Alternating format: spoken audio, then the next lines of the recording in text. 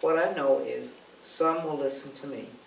And what I also know is whatever I say has to be taken in by whoever I say it to and evaluated and applied in their own context.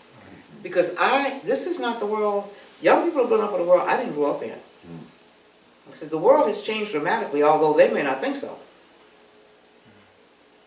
Since 1940 to 2015, or 2015, it's been a lot of change. So the questions that I don't see being addressed, why do you want to be a leader, and of what? And to what end? What is your goal in your leadership? If you're a CEO, you usually have a strategic plan with some goals on it, and every 2 years you report back to your board and you say how you're doing. Who are you as a leader? Who do you report to? To whom are you accountable? And for what? What are your goals? And I've been through leadership programs, and I've talked in leadership programs, and I don't see that manifest. So that's one thing. But the other piece is acknowledging, as long as you're talking about oppression, it's very hard to talk about your own possibilities for inspirational leadership. I've been messed with, but I could be oppressed, but what more than anything else, I've been messed with. So I'm going to stand up in here and I'm going to try to inspire and shape and help other people figure out where they want to go. But my job is, and I could sit here and tell you some goals about a better world, and I may never reach them, but I have them. I'm not hearing them. When you say what the movement needs, and I'm laying it all on the young people, because some of us think, I'm talking about you. Some of us, as Rupert said, we're concentrating on other things, arthritis, bursitis. Yeah. You said something. You said we had to be intentional and purposeful, yes, and all of that. And with our younger people, I mean, I see them coming around, but I don't see them saying much. It's not a conversation. It's usually, a lot of times it'll be someone older sharing, their experience, but I don't see that interchange. I don't, do you? Not enough, I guess. Like the intergenerational conversations. Yeah. We're trying to set that up now. Yeah. Yeah, which I think is really important. And and I've been at the Q Center, and they'll ask us to break up into groups for some reason or another. And I'll see, the young will go off with the young, and the older folks will go off with the older folks. So sometimes I'll walk over to a group of younger people and kind of stand there and listen, or let them know I want to hear them, but it's like they're so uncomfortable.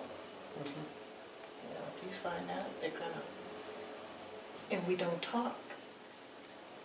Well, part of it is us, and I know I'm self-righteous, so but I hope that part of what young people learn and deal with me is how to speak up for themselves. But part of it is us, and part of it's them. We can be dismissed easily because we don't know anything, and that was a long time ago. Well, they don't have any idea of how long ago. Many of them don't have any idea of how long ago that was not. Okay. My grandmother's mama was a slave. I lived with my grandmother. She lived until I was 30 years old. That ain't very long ago, and when you look at human existence. So a part of it is that we sometimes, because of our experience, we're afraid for the young people. And we want to do it the way we did it, or the way we think will work. And so we get adamant about it. And I can be pretty adamant, but I always know that it's up to them to accept whatever part they find useful. They don't necessarily know that. They are still coming out from under I mean, I believe you spend the first 20 years of your life under your parents' rule and the next 20 trying to get out from under it. So they're still trying to come out from under that automatic reaction to authority figures. And we haven't found a way to make all of that clear and acceptable. And to let somebody 20-some years old have a really good argument, which I would enjoy. Let's have a really good argument. Okay? But then I'm likely to, I won't say me, but somebody my age may just reach around and get that, well, you don't know nothing, you wasn't there. You don't know nothing, shut up, boy. Keep living. I mean, that's what I used to be, keep living. And I think it's hard too because part of our culture is that we're supposed to just listen in a lot of ways. And so, to just listen, the whole honoring our elders, respecting our elders. So I think it's, sometimes that can be a challenge or a barrier in having the dialogue or the conversation that we would hope to have because of that. So I think that's there too. Well, that's why it's got to be purposeful and intentional. Mm-hmm. Yes. Yep.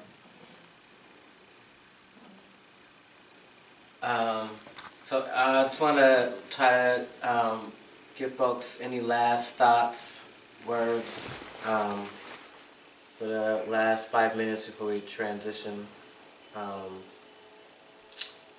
and what does going forward look like for our community? Or any last thoughts folks want to share about what they've learned from their experience. I'm hoping the Q Center is going to be a catalyst or, I don't know, the renewing, people coming together and sharing their ideas and their talents and their whatever.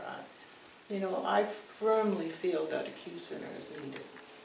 We need to have a place where we can go and learn and do all kind of things. So I've been going to the meetings, I've been listening, and some young people were there too. It was really the one that we were at together. I really enjoyed that meeting. So I'm hoping us coming together and trying to make the Q Center inclusive, activities and things that will help us all. Anyway, that's my hope. That it will kind of live up to what it was Supposed to be. Yeah. Yeah. Well, just a piece of information for you. I put a bid in that I haven't heard back on. There was a subgroup at Q Center that was supposed to be working with me to develop a plan for Q Center and the issues of inclusivity. And whatever subgroup that was that had it just never got back to me. And I You think heard there's that, a reason. right? Mm-hmm. We're going to do something about that.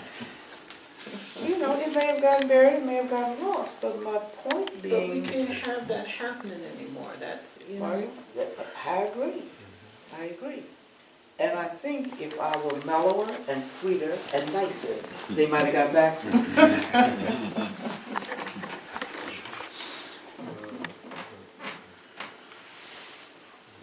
I guess I'm really hoping for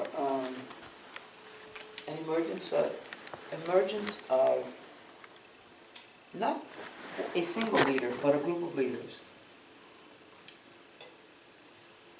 And I believe in my heart that even in watching Obama, let's put stuff over here that I don't agree with. The stuff I do agree with, I have watched him shine in terms of leadership. And it takes a kind of steadiness and an awareness of where you can go. It takes a vision. We talk once a year about Dr. King's vision. but we don't talk about the beloved community and everything that we do. So maybe that's the vision. Maybe that's what we embrace. And maybe then we set our goals based on that vision.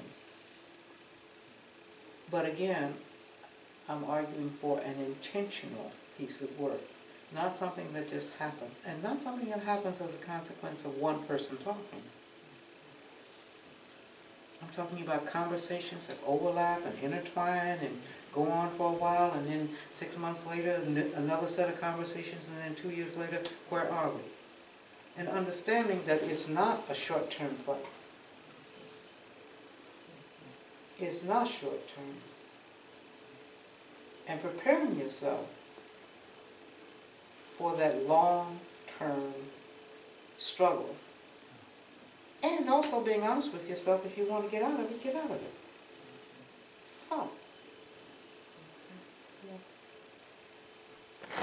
I am worried about this country. I am terribly worried about this country. And so I hate to reduce stuff all the way down to black and white and lesbian and gay. I am looking at a country that is in danger of becoming institutionalized fascism. You talk about our elections, you talk about the laws that are being changed, you talk about a corporation being a person. You're looking at something that we have got to overcome those dividers if we're going to do something about that. Meanwhile, we sit here and argue about these little things here that essentially are artificial creations of somebody's biased mind. Distraction. Yes. While these people are taking your money, taking your life, taking your property, and taking your government, and taking any semblance of democracy we ever had. You can be mad about it, never got there, it never was there. People going, we want to get back to bullshit, we never was there. This has always been a struggle. And we need to quit fooling ourselves about what it takes and that there is an end to it in the near future.